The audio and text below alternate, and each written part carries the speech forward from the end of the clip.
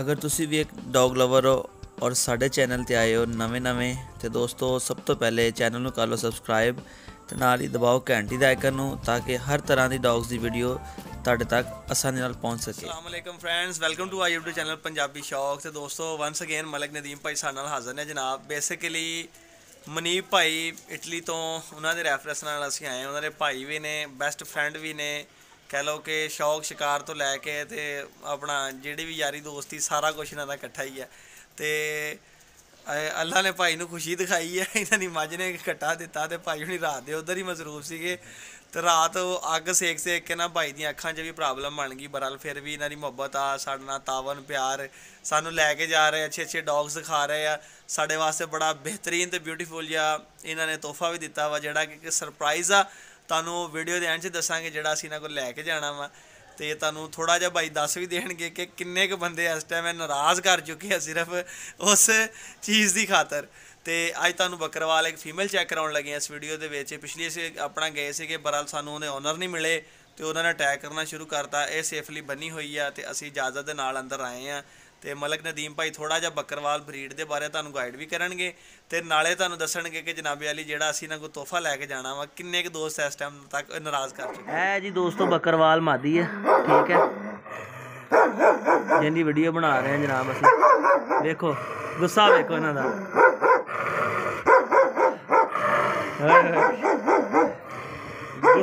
ਗੁੱਸੇ ਦੇ ਬੜੇ ਪੱਕੇ ਨੇ। ਤੇ ਗੱਲ ਕਰਦੇ ਹਾਂ ਨਦੀਮ ਭਾਈ ਦੇ ਨਾਲ। अस्सलाम वालेकुम। ਵਾਲੇਕੁਮ ਸਲਾਮ ਜੀ।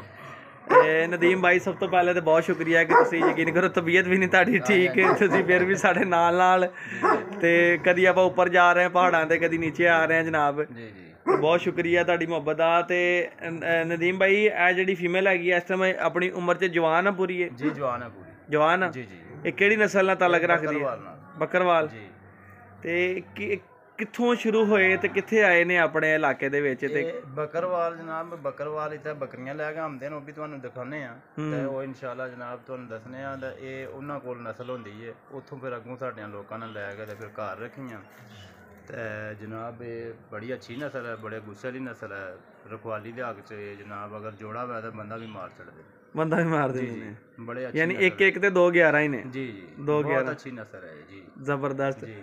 ਤੇ ਇਹ ਤਾਂ ਚਲੋ ਮਾਸ਼ਾਅੱਲਾ ਅੱਛੀ ਨਸਲ ਆ। ਜਿਹੜਾ ਤੁਸੀਂ ਸਾਨੂੰ ਤੋਹਫਾ ਦੇ ਰਹੇ ਹੋ ਜੇ ਮਸ਼ੀਨ ਉਹ ਗਨ, ਤਾਂ ਮਾਸ਼ਾਅੱਲਾ ਜਨਾਬ ਬੜੇ ਬੰਦੇ ਨਾਰਾਜ਼ ਹੋਏ ਨੇ ਜਨਾਬ, ਕੋਈ 50 ਬੰਦੇ ਨਾਰਾਜ਼ ਹੋਏ ਨੇ, ਕੋਈ ਪੈਸੇ ਸੁੱਟ ਰਿਹਾ ਸੀ, ਕੋਈ ਕੁਝ। ਮੈਂ ਕਿਹਾ ਨਹੀਂ ਭਾਈ ਨਾਲ ਅਸੀਂ ਵਾਅਦਾ ਕੀਤੇ ਆ, ਇਨਸ਼ਾਅੱਲਾ ਇਹ ਉਹਨਾਂ ਨੂੰ ਦਿਆਂਗੇ ਇਨਸ਼ਾਅੱਲਾ ਤਾਲਾ ਅੱਲਾ ਖੈਰ ਕਰੇ। ਉਹ ਤਾਂ ਬਹੁਤ ਅੱਛੀ ਨਸਲ ਹੈ, ਪਿਓਰ ਬੱਕਰਵਾਲ ਇੱਕ ਨੰਬਰ। ਉਹ ਸਮਝੋ ਮਸ਼ੀਨ ਲੱਗ ਜਾਣੀ ਕਰਨੀ ਹੈ, ਮਸ਼ੀਨ ਗਨ ਹੀ ਰਹਤਾ ਨਾ। ਜੀ ਜੀ, ਮਸ਼ੀਨ ਗਾਨੀ ਆ ਜੀ ਜੀ। ਉਹਨਾਂ ਭਾਈ ਪਹਿਲੇ ਦਿਨ ਜਦੋਂ ਮਨੀਪ ਭਾਈ ਨਾਲ ਗੱਲ ਹੋਈ ਨਾ, ਉਹਨਾਂ ਨੇ ਕਿਹਾ ਰਸਲਾਨ ਭਾਈ ਜਦੋਂ ਬੋਲੇਗੀ ਤੇ ਪੂਰੀ ਮਸ਼ੀਨ ਗਨ ਹੀ ਚੱਲੇਗੀ। ਮੈਂ ਕਿਹਾ ਮਸ਼ੀਨ ਗਨ ਨਾ ਹੋਵੇ ਤੇ ਅੱਲਾ ਖੈਰ ਕਰੇਗਾ ਇਨਸ਼ਾਅੱਲਾ। ਤੁਹਾਡੀ ਬਹੁਤ ਸ਼ੁਕਰੀਆ ਤੁਹਾਡੀ ਮੁਹੱਬਤ ਦਾ, ਤੁਸੀਂ ਇੰਨਾ ਤਾਵਨ ਕੀਤਾ ਜੇ, ਠੀਕ ਆ ਆਪਣਾ। ਹਾਲਾਂਕਿ ਮਨੀਪ ਭਾਈ ਨਾਲ ਜ਼ਿਆਦਾ ਤਲਕਾ ਸੀ ਇਸਲਾਮ ਦਾ, ਮਗਰ ਇੰਝ ਲੱਗ ਰਿਹਾ ਕਿ ਜਿੱਦਾਂ ਉਹਨਾਂ ਨੂੰ ਮਿਲ ਰਹੇ ਜਨਾਬ ਵਾਲੀ। ਇਹ ਕੋਈ ਮਸਲਾ ਨਹੀਂ, ਉਹ ਭਾਈ ਤੁਹਾਡੇ ਵੱਡੇ ਤੇ ਉਹ ਬਾਹਰ ਜ਼ਰਾ ਮਸਰੂਫ ਨੂੰ ਉਧਰ ਆਪਣਾ ਜਨਾਬ ਦੱਸੀ ਫਿਰ ਉਹਨਾਂ ਦਾ ਜਿਹੜਾ ਵੀ ਬੰਦਾ ਹੈ ਦੋਸਤ, ਫਿਰ ਅੱਛਾ ਗਾਈਡ ਕਰੀਦਾ। ਬਿਲਕੁਲ ਹੋਈ ਨਾ ਕਰੀਦਾ। ਹਾਂਜੀ ਇਸੇ ਤਰ੍ਹਾਂ ਹੀ, ਬਿਲਕੁਲ ਕੋਈ ਸ਼ੱਕ ਨਹੀਂ ਜਨਾਬ।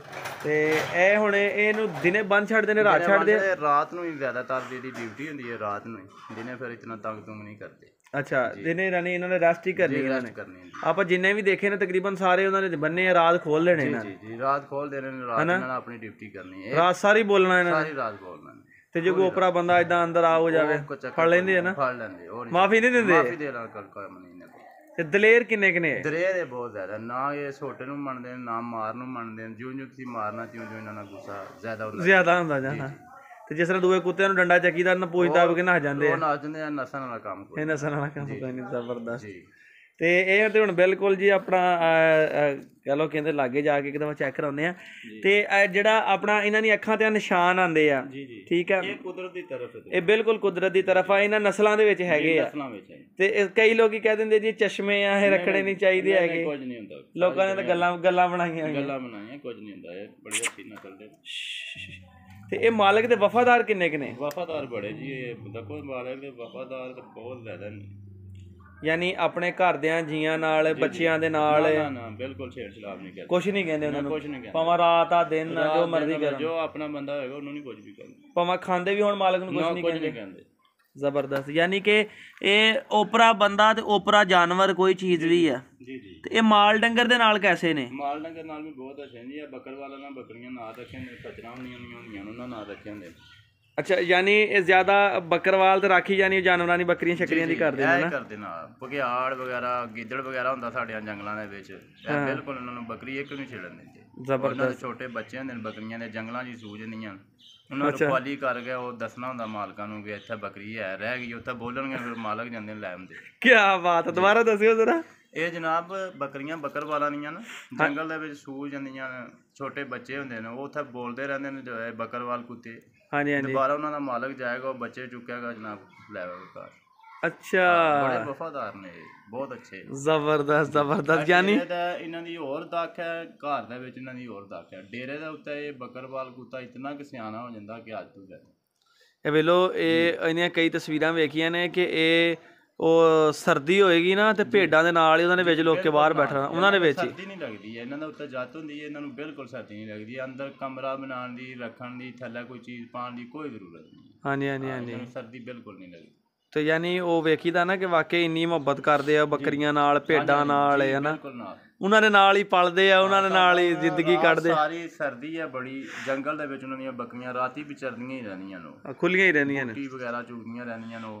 ਕੋਈ ਉਹਨਾਂ ਨੇ ਮਕਾਨ ਨਿਸ਼ਾਨ ਨਹੀਂ ਬਣਾਇਆ ਉਹਨਾਂ ਵਾਸਤੇ, ਬਸ ਉਹ ਕੁੱਲਾ ਟੈਪ ਉਹਨਾਂ ਨੇ ਬਣਾਈਆਂ ਝੌਂਪੜੀਆਂ, ਉਹਦੇ ਵਿੱਚ ਆਪੇ ਉਹ ਬੱਚੇ ਉਹਨਾਂ ਦੇ ਰਹਿੰਦੇ ਨੇ। ਇੱਕ ਅੱਧ ਉਹਨਾਂ ਦਾ ਬੰਦਾ ਜਾਗਿਆ ਰਹਿੰਦਾ ਜੀ, ਬਾਕੀ ਕੁੱਤਿਆਂ ਦੇ ਸਿਰ ਦੇ ਉੱਤੇ ਉਹ ਸਾਰੀ ਰਾਤ ਬੱਕਰੀਆਂ ਚਰਦੀਆਂ ਰਹਿੰਦੀਆਂ, ਕੋਈ ਮਸਲਾ ਮਸਾਜ ਨਹੀਂ ਹੁੰਦਾ। ਜ਼ਬਰਦਸਤ ਜ਼ਬਰਦਸਤ। ਦਿਨੇ ਕੁੱਤੇ ਜਿਹੜੇ ਹੈਗੇ ਆ ਉਹ ਸੁੱਤੇ ਰਹਿੰਦੇ ਨਾਲ ਨਾਲ, ਜਿਹੜੇ ਉਹ ਦਿਨੇ ਸੌ ਰਹਿੰਦੇ ਨੇ। ਇੱਕ ਅੱਧ ਕੁੱਤਾ ਉਹਨਾਂ ਦਾ ਜਿਹੜਾ ਘਰ ਹੁੰਦਾ, ਉਹ ਫਿਰ ਘਰ ਦੀ ਰਖਵਾਲੀ ਕਰਦਾ ਰਹਿੰਦਾ। ਛੋਟੇ ਬੱਚੇ ਘਰ ਹੁੰਦੇ ਨੇ।